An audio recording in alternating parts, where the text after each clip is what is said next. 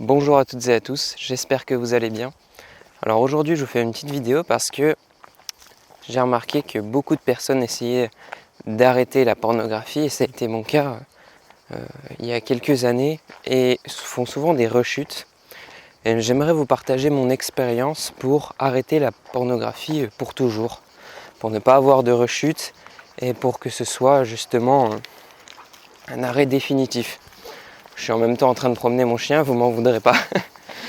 Mais donc du coup, j'ai remarqué qu'une des choses qui n'est pas comprise avec l'arrêt de la pornographie et avec l'arrêt en réalité de toute addiction ou de tout comportement émotionnel, compulsif, abusif, c'est qu'on cherche à arrêter, à bloquer extérieurement l'action et pas intérieurement. Et c'est là toute la différence, parce que souvent par exemple on va mettre des blocages pour ne pas aller sur des sites. On va mettre des bloqueurs, ce qui fait que physiquement, extérieurement, c'est bloqué, on ne peut pas aller sur le site. Alors c'est très bien parce que ça montre déjà une première volonté de ne pas aller sur les sites pornographiques et de comprendre que ça c'est pas forcément bon pour nous, ça peut être même du coup totalement nocif pour nous. Donc ça c'est déjà une première bonne intention, c'est super. Mais qu'est-ce que ça fait au final ? Ça ne fait pas que du bien cette façon de faire parce que ça génère aussi l'inverse. Ça nourrit l'opposé, c'est-à-dire cette sorte de frustration, cette sorte d'interdiction. Et ça c'est dangereux parce que parfois c'est ce qui fait encore plus exploser. Regardez par exemple, il y a une image qui a été donnée dans le livre Les 48 lois du pouvoir de Robert Greene. Ou alors je ne sais plus si c'est les lois de la nature humaine, mais c'est un des deux, et qui dit qu'en fait, quand un rat est emprisonné dans une boîte et qu'il n'a aucune issue de sortie, il déploie jusqu'à 30 fois sa force. Alors imaginons quand un homme qui avait quand même une addiction forte avec la pornographie et qu'il se l'interdit lui-même. C'est comme s'il s'emprisonnait lui-même dans la boîte. Et là, qu'est-ce qui peut se passer en fait ? Ça peut faire le même processus, c'est-à-dire que ça explose. Et c'est pour ça que tout changement dans la vie ne peut pas venir de l'extérieur, ne peut pas venir d'une conscience disciplinaire qui s'impose et qui force les choses, mais tout changement vient de l'intérieur, vient de cette petite voix, moi c'est ce que j'ai vraiment vécu, qui comprend, qui évolue et qui change à l'intérieur. Et naturellement à l'extérieur, les changements s'opèrent. Et c'est ça qui est extraordinaire. Regardons par exemple dans l'alimentation. Quelqu'un qui souhaite être végétarien et quelqu'un qui est végétarien. C'est totalement différent. Quelqu'un qui souhaite être végétarien, c'est à l'extérieur. C'est-à-dire qu'il se dit je ne veux plus manger d'animaux, donc j'arrête aujourd'hui, ça y est, c'est fini. Et tous les jours, il regarde la viande, et tous les jours, il se dit je me taperais bien une entrecôte. En fait, quand le choix vient de l'extérieur et qu'il est forcé, et qu'à l'intérieur, on n'est pas prêt, ça ne peut pas s'opérer à long terme, et ça finit toujours par une rechute. Donc la véritable action à mener, c'est la croissance intérieure, parce que c'est de cette seule façon-là qu'on change et qu'on élimine pour toujours les comportements qui ne sont pas de nous. Parce que en changeant intérieurement, les comportements qui ne sont pas de nous deviennent tellement en dissociation avec notre état d'être qu'ils n'ont plus d'emprise sur nous. Par contre, quelqu'un, regardez, qui change intérieurement, qui apprend, qui évolue, et qui voit les animaux d'une autre façon, qui voit l'alimentation d'une autre façon, pourra devenir par exemple végétarien, mais sans même se considérer comme végétarien. Il l'est simplement parce que c'est naturel pour lui et parce que c'est un état d'être où il n'a pas besoin de cette viande, où il n'en a plus le besoin ni l'envie. C'est naturel. Et c'est ça qu'on doit viser également pour la pornographie. Et moi, c'est comme ça que ça a changé. Donc maintenant, la question, la vraie, c'est quand est-ce qu'on est prêt et comment être prêt. Et pour ça, il y a des outils. Déjà, le premier outil, c'est de faire pas blocage extérieur, mais blocage intérieur.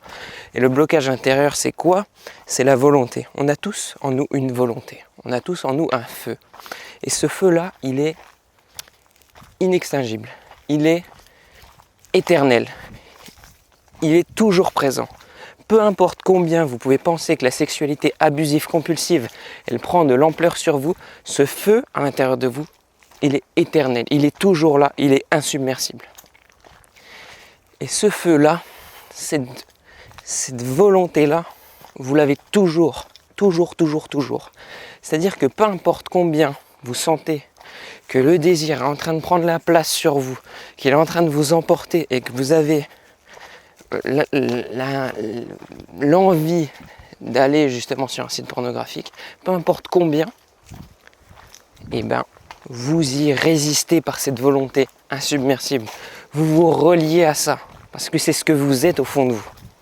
Et vous allez voir que chaque jour, vous allez résister, mais pas extérieurement, intérieurement, dans cette flamme, dans cette sagesse.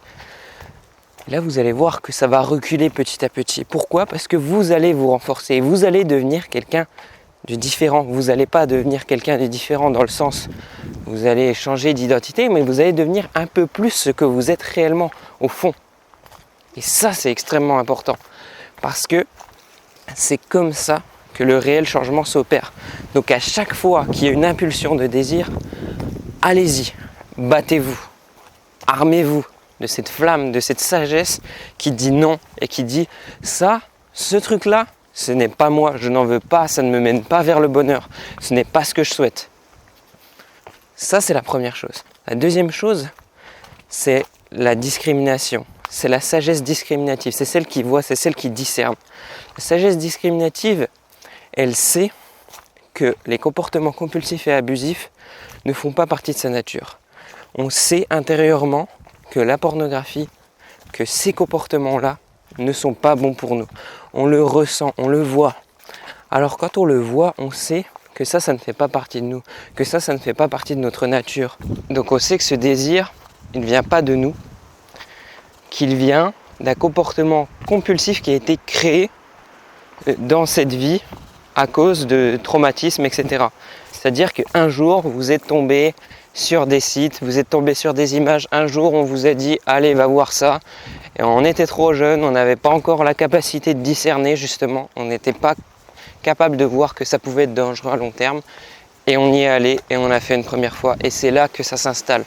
C'est comme une petite sangsue qu'on a commencé à nourrir avec ce comportement-là, cette première ouverture où on allait une première fois sur un site pornographique. Et la sangsue, à chaque fois que vous y retournez, elle se nourrit un peu plus, elle devient un peu plus forte. Et avec le temps, en fait, la sexualité compulsive, elle prend beaucoup de place. Elle prend beaucoup de place sur notre état psychique, elle prend beaucoup de place dans la partie émotionnelle, elle vient même à avoir beaucoup de force en fait dans la prise de nos choix.